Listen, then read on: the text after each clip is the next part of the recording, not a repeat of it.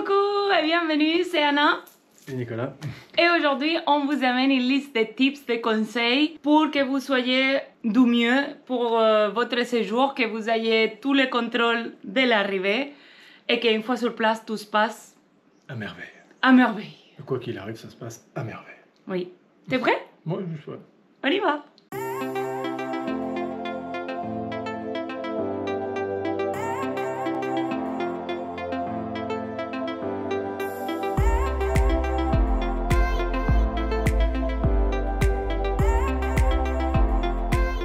Pour commencer, on va parler de quelques tips qu'on a pré-voyage, c'est-à-dire maintenant, quand vous êtes à la maison. Avant de partir, quoi. Avant de partir, oui. Avant. Ici en Europe, surtout en Europe, très important. Nous, par exemple, je suis bariatrique.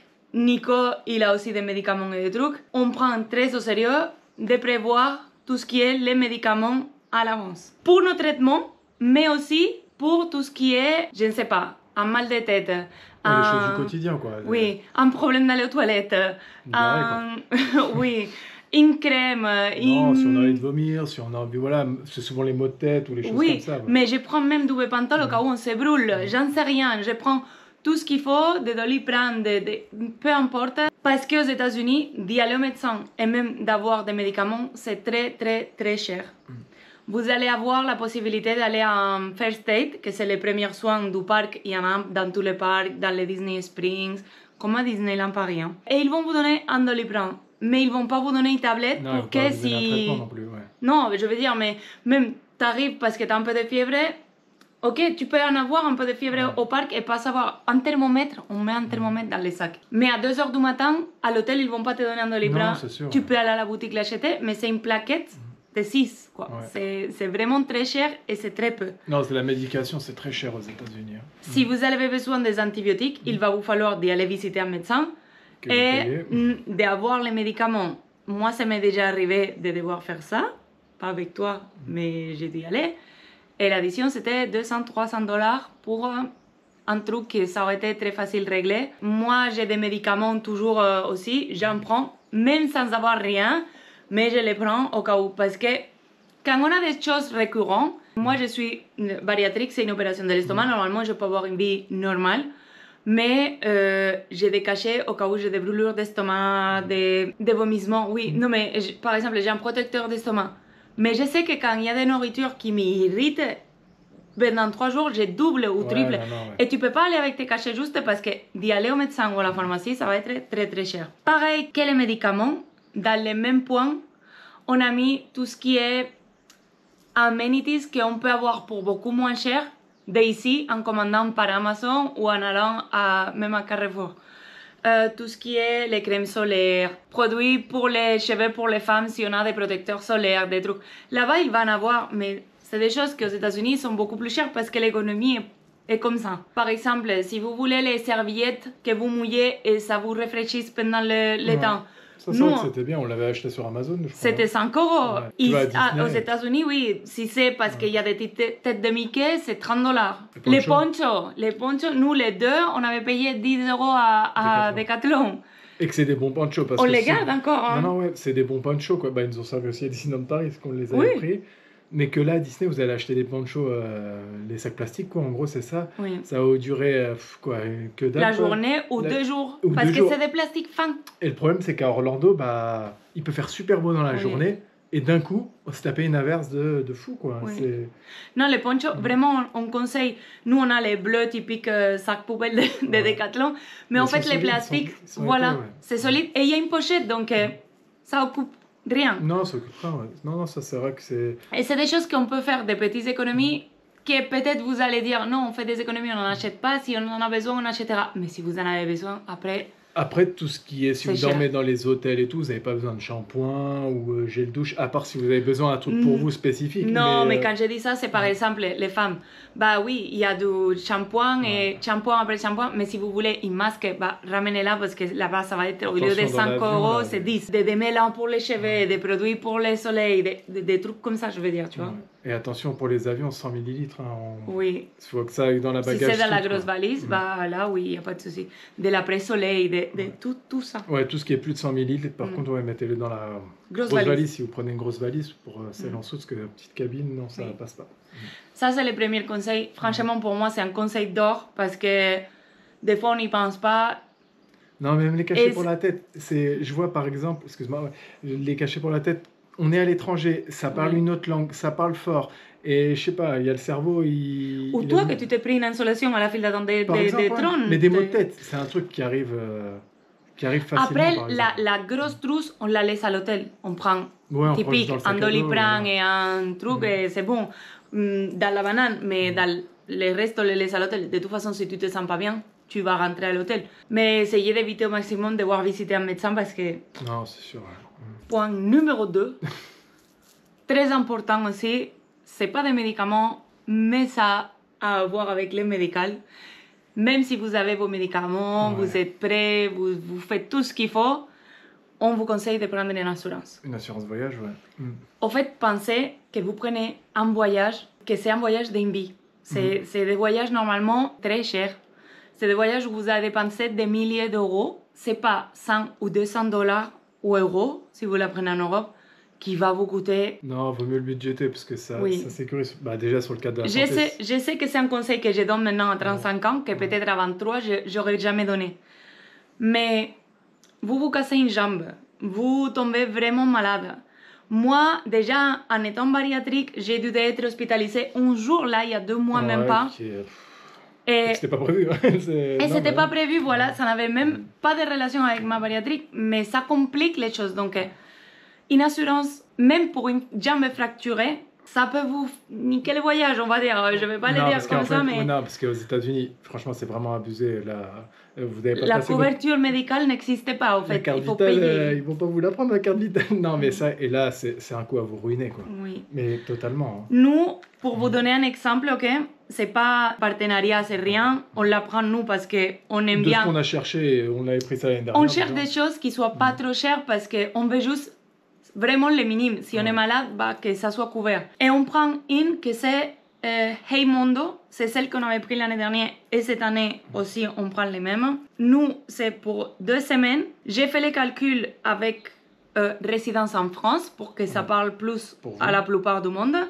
Et 2 personnes, c'est 157 €. Donc, c'est 78 par personne. Vous avez une assistance médicale jusqu'à 600 000 €. Répatriation et retour anticipé. Des bagages, il y en a jusqu'à 1500 €. Si on vous perd votre bagage, c'est ça? Oui. Ouais. Changement ou perte de service jusqu'à 1500 €. Franchement, c'est vraiment une bonne couverture pour un truc qui n'est pas le plus cher parce qu'on a vraiment fait l'étude des assurances. Vous avez l'application ici. Et quand vous cliquez, vous avez médecin online, appel d'urgence, notification d'incidence. Vous pouvez tout faire par moyen de l'application. Et si vous allez à Disney World, il y en a du Wi-Fi dans tous les parcs, dans les hôtels. Sûr. Donc, même si vous n'en avez pas un forfait, ça peut être utile. Vous voyez, c'est super simple, c'est... Bon, après, voilà. C'est pour une tranquillité. Voilà. C'est pas nécessaire. Non, c'est pas nécessaire. Mais comme on parle de conseils. Voilà, c'est juste un conseil. Après, j'espère ne jamais l'utiliser, que ce soit pour nous, pour vous, je ne le souhaite pas. Vaut mieux payer ça à 150 €. Allez, c'est fait à 2. C'est vrai qu'on a des enfants et tout, ça devient un budget et tout. Mais je prends l'exemple aussi des enfants. C'est aussi une tranquillité. Un enfant peut se casser un bras beaucoup plus facile que nous. Ils vont courir ça plus. Ça court à la piscine, ça glisse, ça se casse un... Non, je sais pas. Ou même tomber malade, d'avoir quelque chose... Vous avez mangé un truc qui est pas passé. Vous pouvez avoir une appendicite à n'importe quel moment. Ça, il n'y a pas de rendez-vous pour l'appendicite, par exemple. Voilà, c'est des petites choses. Voilà, c'est un petit tips. Voilà. Après, c'est à vous de voir si par rapport à ce que ça peut coûter une visite au médecin, l'assurance vaut la peine. Même une visite lambda à un médecin traitant, c'est plus de 150 €. Non, c'est sûr. Ouais. Donc, voilà. Prochain tips. Le prochain, c'est aussi à l'avance. Donc, c'est d'ici. Et pour nous, ça a été de prendre une carte Revolut. On les utilise depuis des années. Depuis 2017, je pense. C'est quand on s'est connus. Donc, on savait qu'on voyage, ouais. C'est très bien parce que c'est des cartes pour monnaie, on va dire, mais maintenant c'est des cartes parce qu'il y a des RIB, des IBAN et tout ce qui va avec. Ça n'a pas de frais par rapport au change des monnaies. Ouais. Donc pour nous, c'est très pratique. On les utilise tout le temps. Parce que nous, on a décidé de ne plus prendre de liquide en fait. Même l'année dernière, on avait du liquide sur nous. Oui. Et en fait, on se rend compte que en fait, tu payes tout avec la carte, tu n'as pas forcément besoin de l'avoir. Quand vous allez à Disney World, voilà. Après, si vous faites 2-3 jours à Miami et 10 jours à Disney World, prenez un peu de cash parce que tout ce qui est les cartes des hot dogs ou des trucs qui sont autour de la plage, peut-être ils n'ont pas pour la carte, mais un agent qui a Disney World, Universal... Ouais, ou même si vous allez dans des magasins... non, c'est contrôlé. Va, franchement, même si vous allez d'espèces, tout ce que vous payez avec de la carte, payez-le avec une carte comme le Revolut, parce qu'il n'y a pas de frais. Petits achats, à la fin, ça fait 200, 300, 400 $ en frais. Donc, ce qui est bien, c'est que c'est instantané.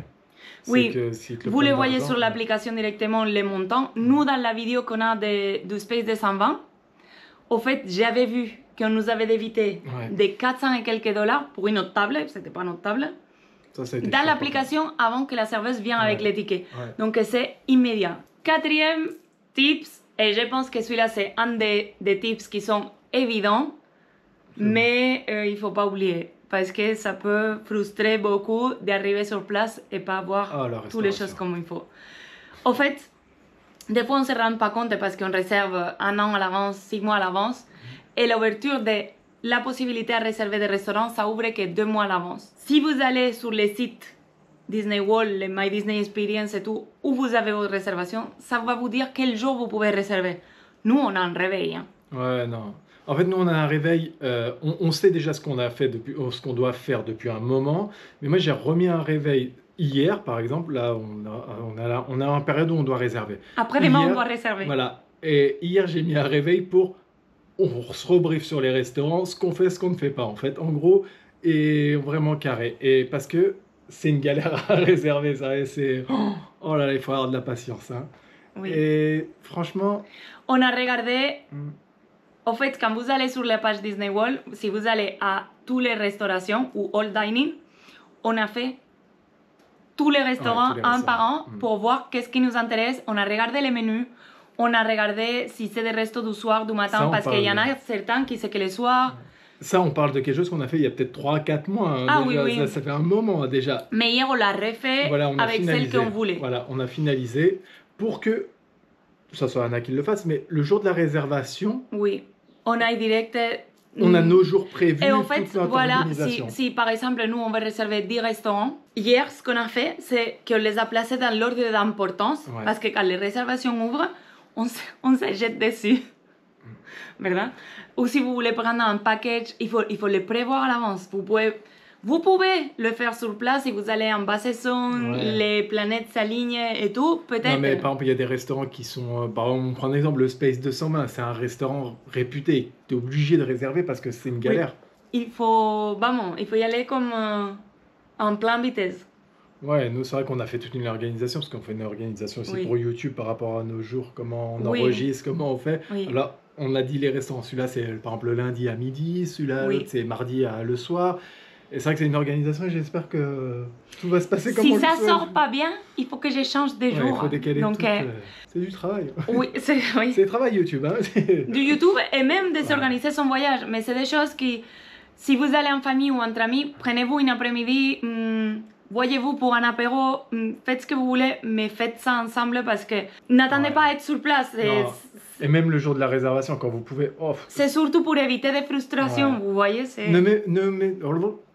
Pensez à ce que vous voulez faire avant, parce que le jour de la réservation, vous allez pouvoir réserver, c'est tellement long à réserver. Oui, et des fois, ça fait des patchs d'erreurs. Et il y a Woody qui sort. Je me rappelle l'année dernière que je disais s'il te plaît, Woody, s'il te plaît. Parce qu'en fait, on réservait et on attendait que ça nous valide. Et c'est long, c'est ça. Et des fois, ça passe pas. Et des fois, ça passe pas. Et il faut recommencer et tout. Alors, si vous prenez la tête déjà à choisir vos restaurants le jour-là, vous passez un moment ouf. Alors, soyez vraiment préparés à l'avance. Ça, c'est un conseil qu'on donne. Vraiment, c'est un de celles qui évite plus de frustration.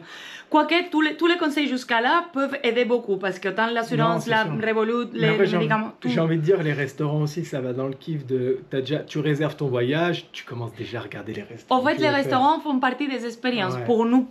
Non, mais même sans ça, tu vois, si tu veux réserver des restaurants, c'est pas une torture à faire, dans le sens où tu vas regarder en avance parce que c'est quelque chose que tu as envie de faire. Oui, tu vois, qui va te donner la joie. Ça te projette sur ton voyage. Tu te mets sur la page Disney World, tu commences à regarder, tiens, il y a ça. Ce qui fait que c'est bien. Alors, du même côté que les restaurants, on a un 5e point qui peut ne pas paraître nécessaire, mais franchement, ça l'est. On va pas vous dire de vous faire un cahier de vacances. Nous, par exemple, on le fait sur Excel et on a des visualisations comme ça un peu globales. Mais planifiez vos jours, c'est-à-dire la Disney n'a plus la réservation d'entrée au parc. Vous avez vos billets, vous pouvez aller les jours que vous voulez, au parc que vous voulez sans réserver. Mais notre conseil, c'est de faire un planning plus ou moins. Que oui, on le fait parce qu'on va filmer, mais... Nous, voilà, c'est ça, on le fait de base. Mais si on filmerait pas, on le ferait. Ouais. Ah, ça gratte. Si on ne filmerait pas, on le ferait aussi. On le ferait rien que pour les restaurants. Tu vas pas réserver, je ne sais pas. Ça va un peu lié avec les points tu vas pas réserver en fait ton space de 120, on reste sur le space de 120 qui est Epcot, et que tu vas aller une journée à Magic Kingdom. Tu vois ce que je veux dire? C'est... Essaye d'être, comment dire... plus cohérent pour vous faire des moins des allers-retours possibles. Ouais, parce que ça casse. Hein. Qu'après, si vous pouvez faire l'espace de 120 que les jours que vous allez à Magic Kingdom, ouais, non, c'est faisable. Mais on sait que c'est très fatigant, qu'on marche 20 000 pas, que c'est des journées remplies jusqu'au bord. L'organisation, c'est juste pour vous faciliter la tâche. Même si vous restez comme nous 15 jours, vous vous dites, allez, il y a 4 parcs et un parc d'eau. Bah, si on a 13 jours complets, c'est lesquels nous préférés pour les faire 3 fois, les autres 2, les parcs d'eau une fois. Et ça peut paraître facile, mais... Non, non. Ça n'est pas évident. Après, il y a le problème d'arriver sur l'eau. Après, tous nos plans peuvent être tombés à l'eau aussi. Oui. Parce que tu réserves un mardi le parc d'eau, si ce jour-là... l'année dernière, qu'est-ce qui s'est passé? Il a flotté. On l'avait prévu dans notre organisation et comment dire, il a flotté. Hein. Oui. On s'est dit non, ça va être un peu d'eau. Le problème, c'est qu'on ne s'attendait pas que tous les piscines, tous les manèges des parcs d'eau soient fermés. Parce qu'avec la pluie, ça ne ferme pas. Mais avec les alertes d'orage, oui.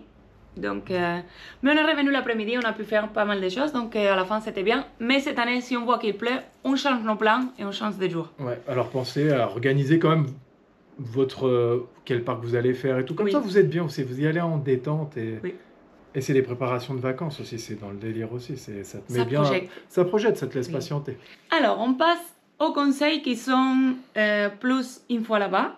Celle-ci est encore entre deux. Mais je considère que c'est très important aussi. Et c'est avoir un peu de contrôle sur l'app Disney World. Par exemple, que vous ayez réservé sur le site Disney World ou pas, vous avez des fonctions de l'app qui sont utiles, même si votre réservation n'est pas dessus. Qu'est-ce que je veux dire? Par exemple, vous avez un plan qui est de tous les resorts. Vous avez des options à choisir. Si vous voulez voir les temps d'attente des attractions, si vous voulez trouver les toilettes les plus proches, si vous voulez voir où c'est les points photo pass les plus proches. Les restaurants où ils se trouvent.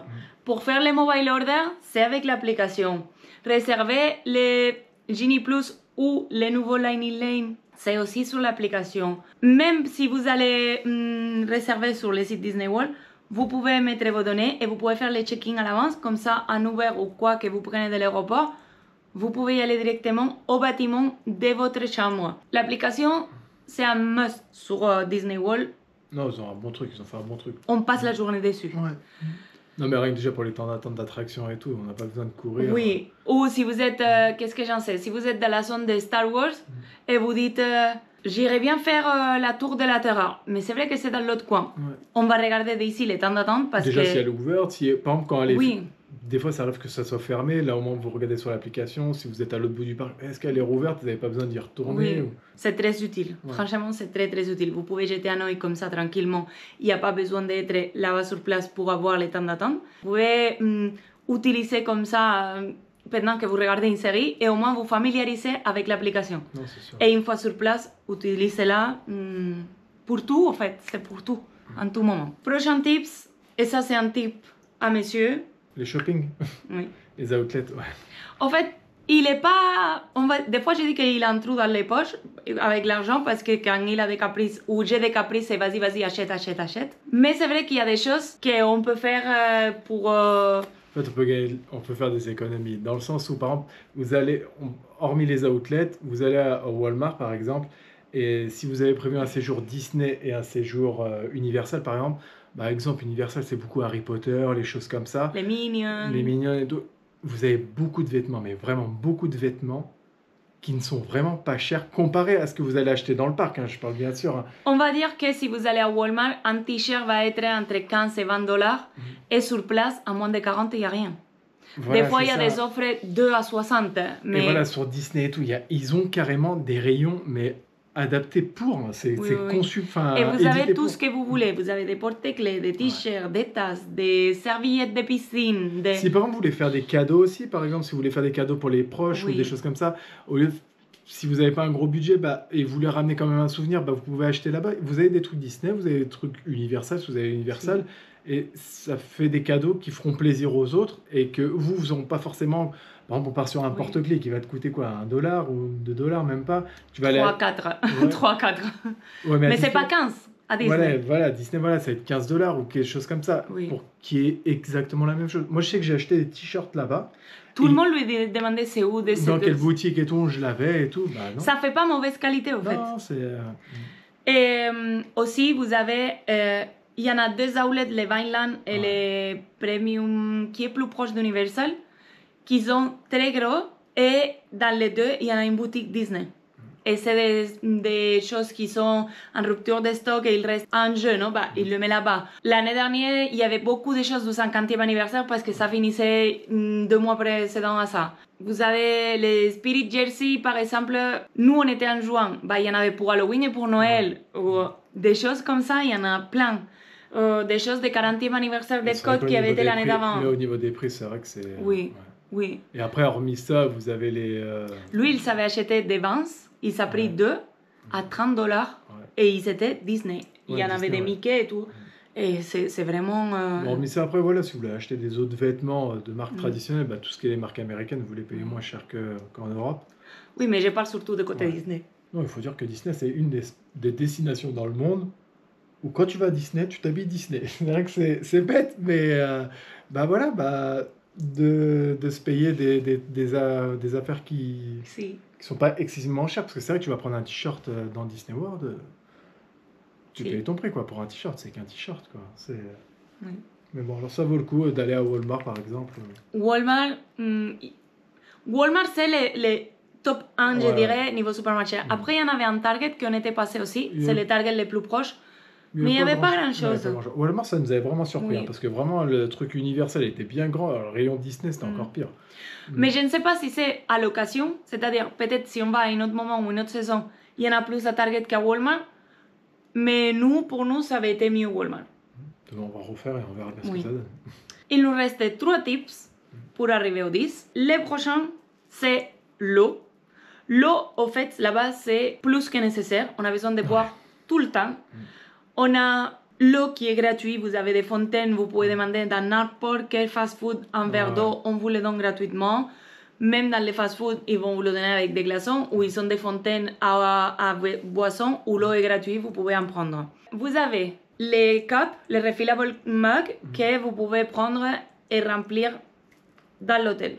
Vous pouvez les prendre sur le parc, qu'est-ce qui se passe? Que ça s'ouvre, si vous le mettez dans un sac d'eau et ça se tourne, tout est mouillé.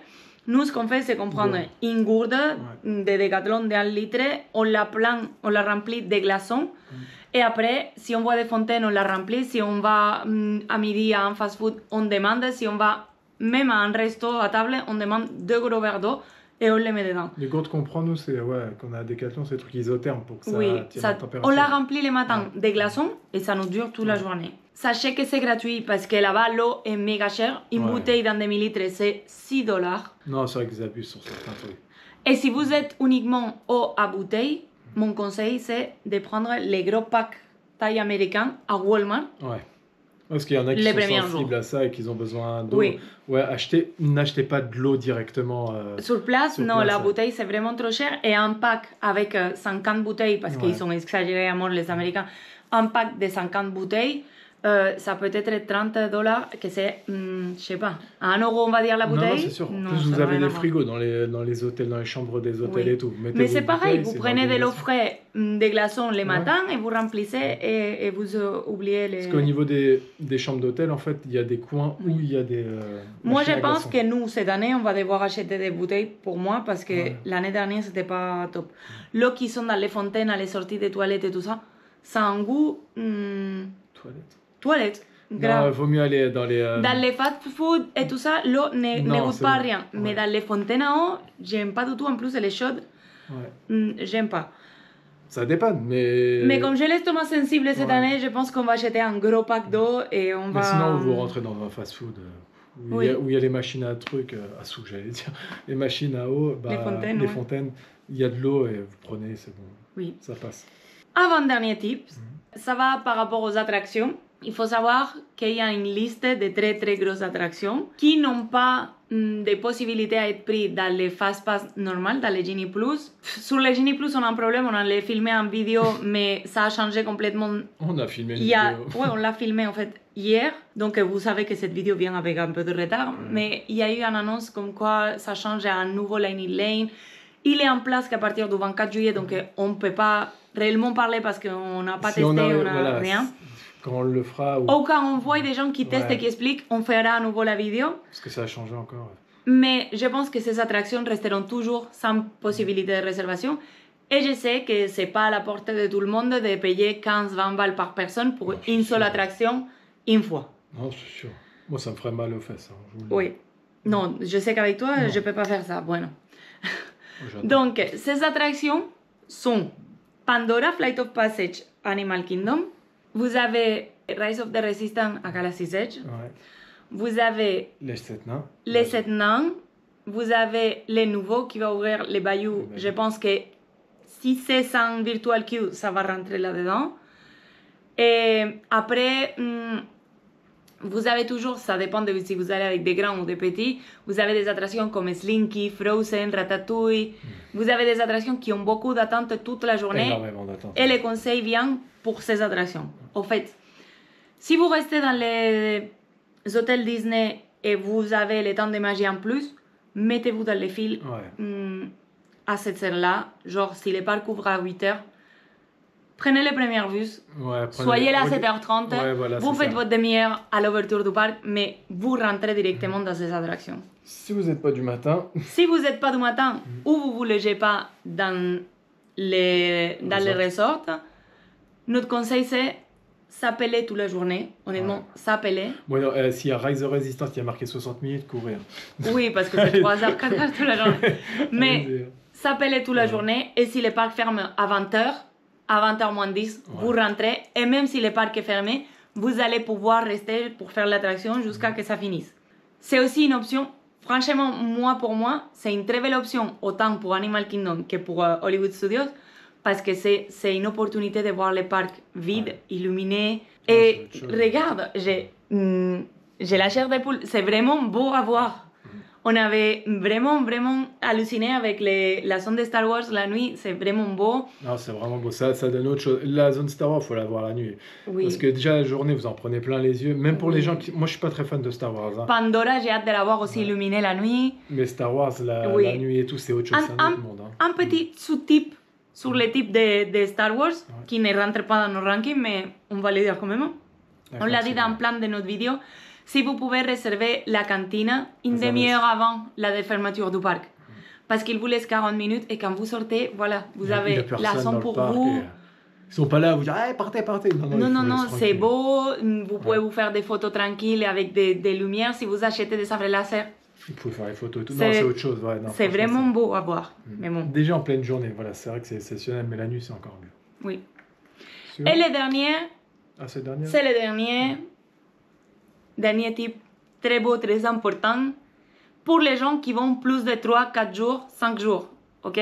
Si vous partez 10 jours, 2 semaines comme nous, même 3 semaines, on est arrivé à faire, la première fois on était 3 semaines, cherchez des moments pour vous reposer. Si vous êtes des gens qui font des siestas, si vous avez des enfants en bas âge, rentrez à l'hôtel 2-3 heures au milieu de la journée, faites-leur dormir, dormez-vous si vous voulez. Allez vous allonger à la piscine, soyez détendus. Détendez-vous. Parce que sinon, vous n'arrivez pas à la fin de la journée. Nous, cette année dernière, on ne s'est pas reposé autant qu'on aurait dû. On n'a pas vu des spectacles du soir. On était lessivés. À 19h, 20h, on voulait juste dîner et se coucher.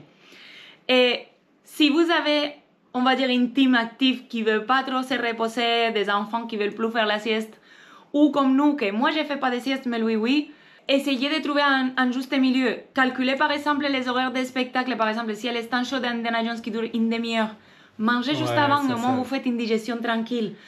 Posez-vous, voilà. Il y a plein de spectacles, plein de shows, plein d'effets spéciaux avec des écrans comme Flash McQueen. Il y a des attractions qui sont un peu tranquilles et qui... oui. Parce qu'en fait, le problème... À Epcot, il y a les living avec les lampes, vous montez dans un bateau, c'est tranquille. Parce que le souci, on marche énormément, mais vraiment énormément. Bon, après, ça, c'est pas grave. Très chaud. Ça, c'est pas grave. Mais la chaleur, plus la marche, plus la foule, c'est vrai plus que ça la cumul des jours. Ouais. Non, des fois, il y a des attractions même qui sont pas terribles, mais qui sont à la clim et franchement qui nous reposent. Même 5-10 minutes, ça fait du bien. On est assis, on n'en parle plus. On s'est reposé, on s'est rechargé les batteries. Ou quand on va manger, voilà, on se pose bien. Et après, si vous avez envie de rentrer à l'hôtel aussi, c'est bien, voilà, pour déconnecter. Mais même si vous voulez pas rentrer, essayez de vous caler les heures après manger dans des spectacles ou si vous voyez qu'il est, je ne sais pas, vous avez des Genie Plus, entre deux, caler des spectacles parce que sinon, si vous arrêtez pas, au 5e jour, vous êtes lessivé, quoi. Et nous, ça nous est arrivé à Disney Hollywood de se poser même 1 heure, tu sais, dans le restaurant de télé. On va au commissariat, on s'assoit 1 heure, on prend une boisson et on se repose. On charge les téléphones, on reste tranquille. Vous n'avez pas besoin d'y aller au Starbucks ou rien. Non, vous pouvez aller dans des fast-food, prendre une coca et vous asseoir 1 heure, quoi. Non, c'est vrai que c'est... Non, ça, faut faire gaffe, parce qu'après, c'est là que...